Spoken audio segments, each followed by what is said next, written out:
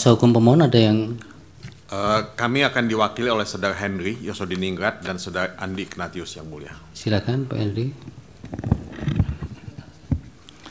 Terima kasih yang mulia.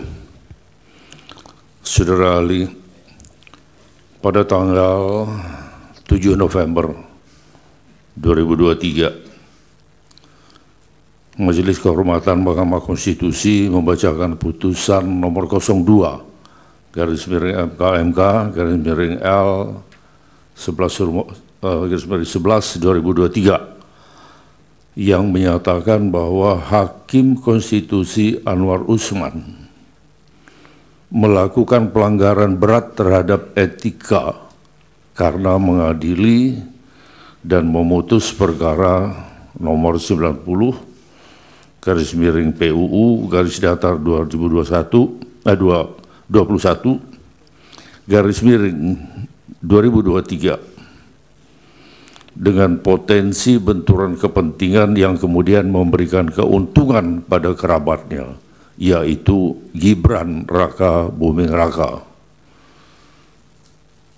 Selanjutnya, pada tanggal 5 Februari 2024, DKPP membacakan putusan nomor 135, 136, 137, 141 PKE garis datar DKPP 12 Romawi 2023 yang menyatakan termohon KPU melanggar etika.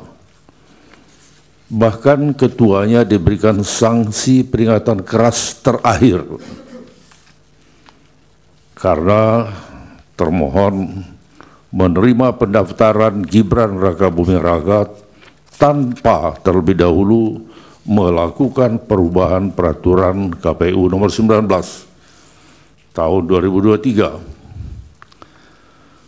Hal ini menunjukkan bahwa awal mula kontestasi Gibran Raka Buming Raka dalam Pilpres 2024 adalah pelanggaran etika berat. Menurut ahli, apakah dua pelanggaran etika ini hanya berhenti pada pernyataan dan sanksi etika saja? Atau kedua pelanggaran ini harus memiliki dampak lain dalam kehidupan berbangsa dan bernegara, dalam dunia yang nyata? Itu yang pertama. Kalau pelanggaran Romo, nanti dikumpulkan dulu pertanyaan. oh ya, silahkan. Baik. Saya lanjutkan pertanyaan. Ya. Baik. Maaf ya. Di dalam pembukaan Undang-Undang Dasar 1945 memuat kumpulan etika. Jika kedua bukti yang saya kemukakan di atas tadi, putusan DKPP dan MKMK, itu kita diamkan saja, apakah ada dampaknya dalam kehidupan berbangsa dan bernegara? Dan apakah di kemudian hari akan menjadi sebuah presiden bagi orang yang tidak memenuhi syarat untuk berkontestasi? Cukup itu pertanyaannya. Baik, masih ada? Satu lagi yang mulia, Saudara Andi. Silakan. Terima kasih. Terima kasih Romo Ahli telah memberikan penjelasan yang terang benderang tentang pentingnya etika dalam kita melakukan kehidupan berbangsa dan bernegara. Menyambung pertanyaan rekan kami yang tadi, pertanyaan selanjutnya adalah bagaimana analisa ahli terhadap legitimasi seorang pemimpin yang lahir dari suatu proses yang cacat secara etika. Dan yang kedua,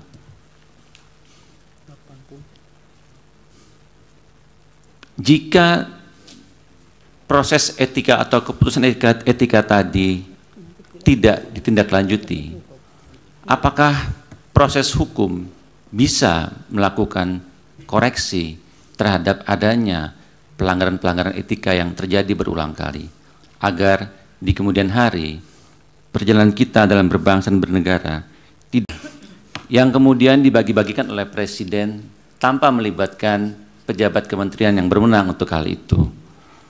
Bagaimana ahli memandang tindakan Presiden yang melakukan hal tersebut tanpa mempertimbangkan aspek etika ataupun malah hukum positif yang berlaku?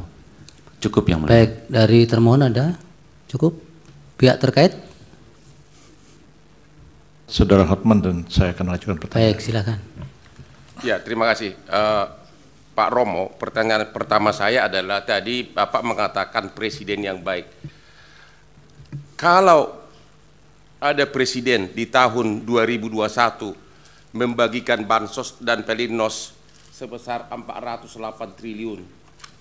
Mic-nya dekatkan, Pak. Kemudian tahun 2022 431 triliun.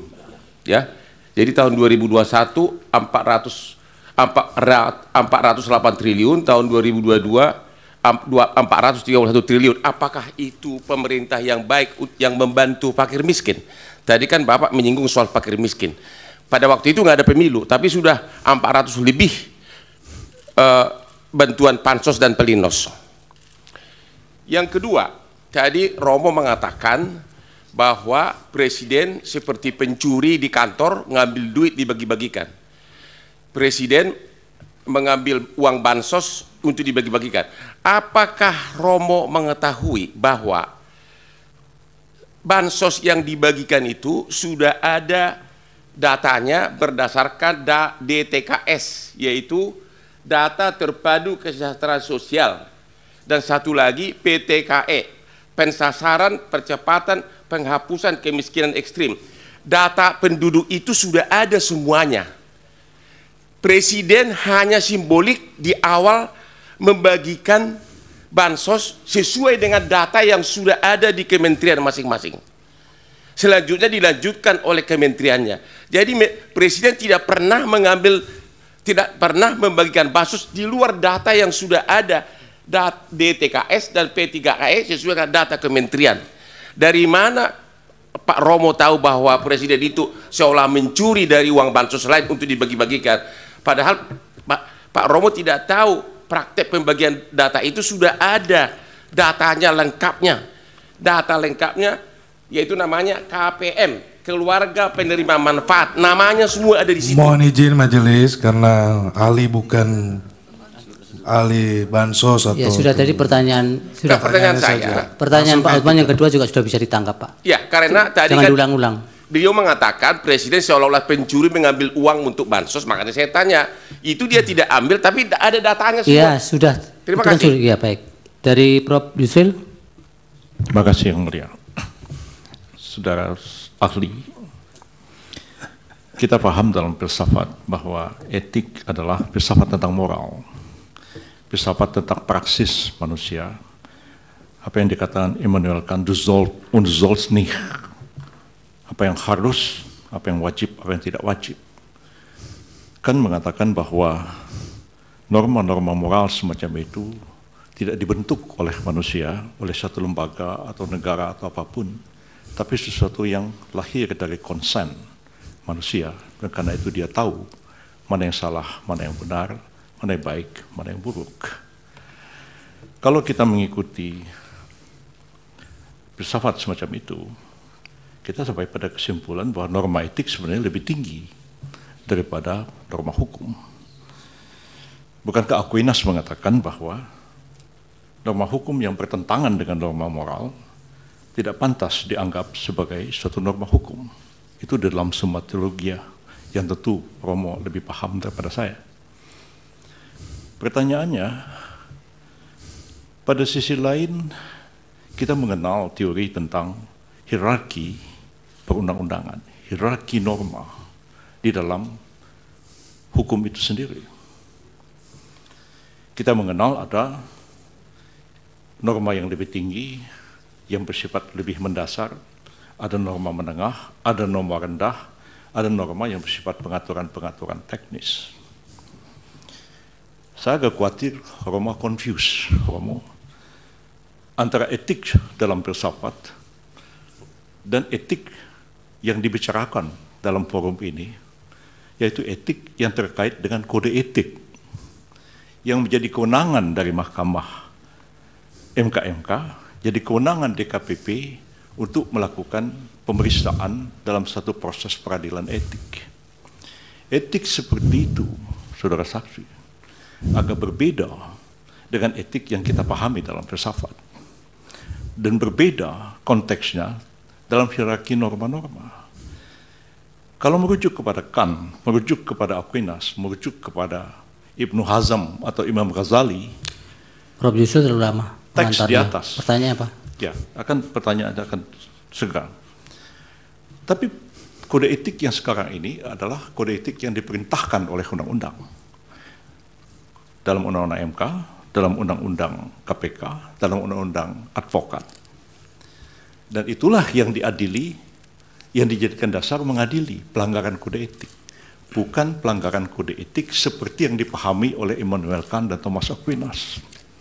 Apakah Roma bisa membedakan antara norma dalam filsafat, norma etik dalam filsafat, dan norma etik dalam pengertian norma etik yang dibentuk atas perintah satu undang-undang yang kedudukannya tidak akan mungkin lebih tinggi daripada undang-undang itu sendiri?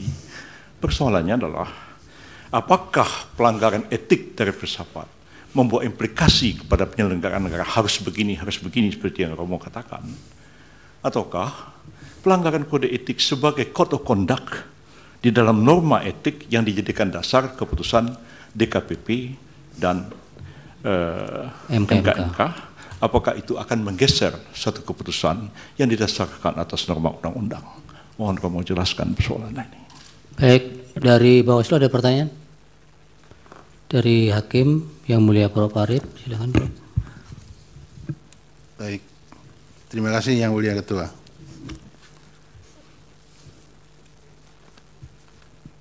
Terima kasih ahli Romo Magnis yang sudah memberikan beberapa catatan di dalam proses penyelesaian PHPU Pilpres di Mahkamah Konstitusi. Sebetulnya banyak yang akan saya sampaikan, tapi kalau terlalu banyak kita berdiskusi kayaknya tidak elok ya. Makanya saya singkat-singkat saja begini. Indonesia itu adalah negara yang mempunyai karakter tersendiri, baik dalam berhukum maupun berdemokrasi. Karakter itu melekat pada ideologi yang dipilih oleh bangsa Indonesia. Sehingga hukum dan demokrasi di Indonesia saya sebut berkarakter Pancasila. Itu yang pertama. Kemudian karena itu, maka di Indonesia secara semestinya dan solen itu harus dijunjung tinggi rule of law sekaligus rule of ethic. Saya juga teringat kemudian ada semacam pepatah begini, law without ethic, kemudian ethic without religion.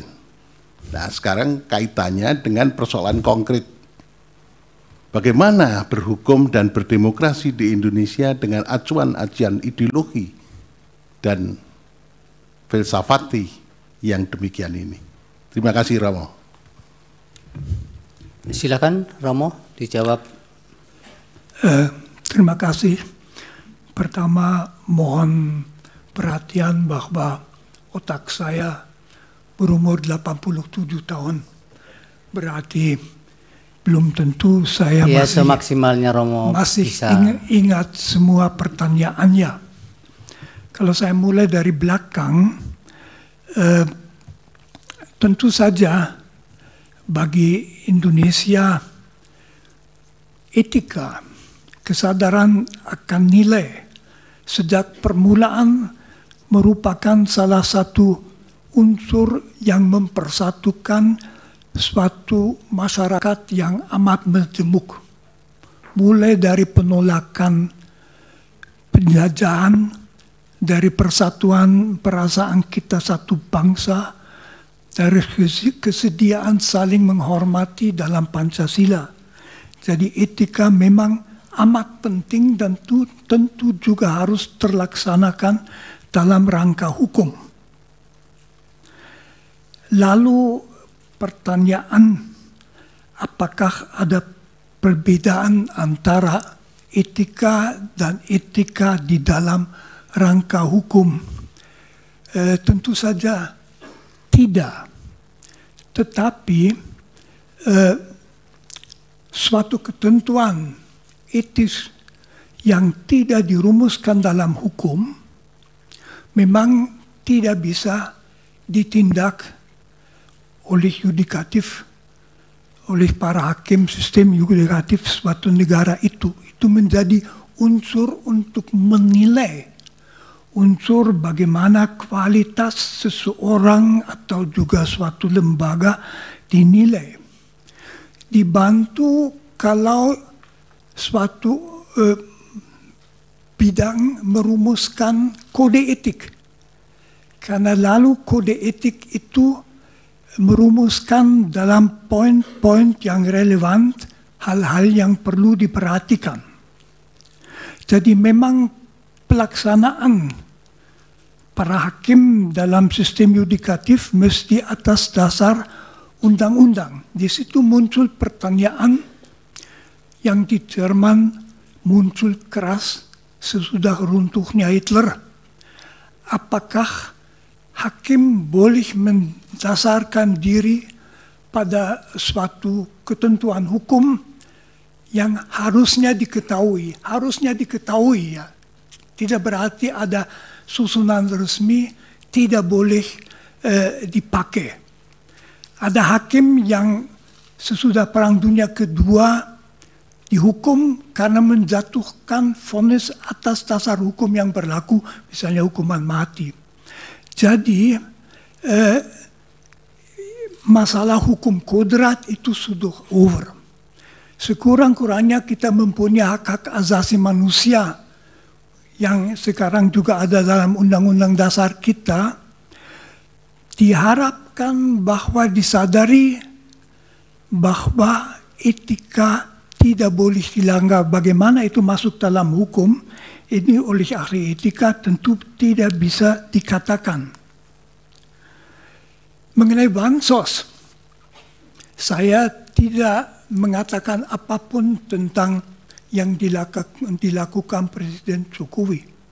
Saya melakukan kalau seorang presiden yang sebetulnya tidak mengurus langsung kementerian, mengambil bansos yang sudah disediakan di situ untuk kepentingan politiknya, maka itu pencurian.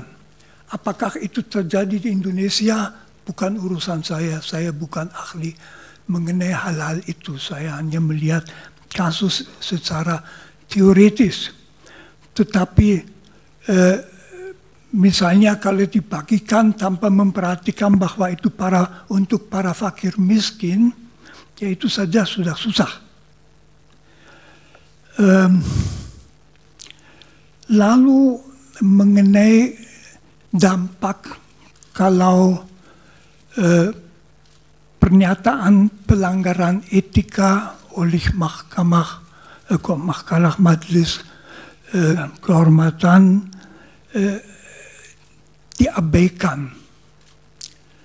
Tentu saja itu memberi kesan bahwa asal ada kekuasaan,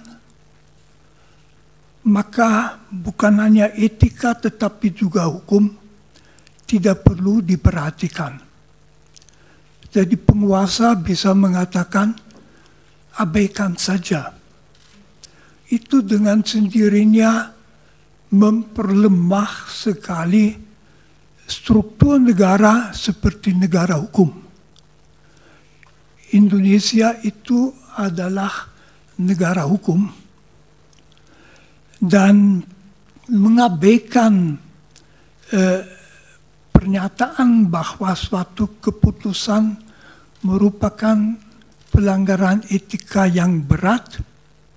Saya dari sudut etika hanya bisa mengatakan merupakan sendiri pelanggaran etika yang berat Dan kalau masyarakat mengalami bahwa etika secara berat bisa dilanggar demi suatu tujuan politik, dengan sendirinya faham mengenai penguasa yang melakukan itu akan turun, akan ditaati karena dia berkuasa, tidak karena keyakinan lagi. Akibatnya, kalau mengikuti Immanuel Kant, Kant justru menunjukkan kalau suatu negara ditata menurut undang-undang yang adil dan bijaksana, tidak perlu usaha etika tinggi. Orang dengan sendirinya akan taat karena paling masuk akal hidup sesuai dengan undang-undang. Kalau sebaliknya negara tidak memperhatikan itu, orang secara etis tidak akan merasa melakukan apa-apa kalau tidak taat pada negara, hanya akan memperhatikan supaya tidak kena. Seperti di lalu lintas kalau kita dengan motor lawan arus itu pertimbangan. Etis itu tidak.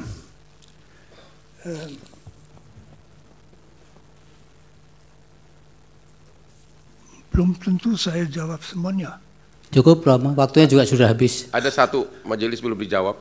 Waktunya sudah habis. Ya, tapi dia belum jawab majelis. Iya, itu ahli tidak menjawab juga boleh kok. Oh iya, oke. Terima kasih, Romo. Baik, terima kasih.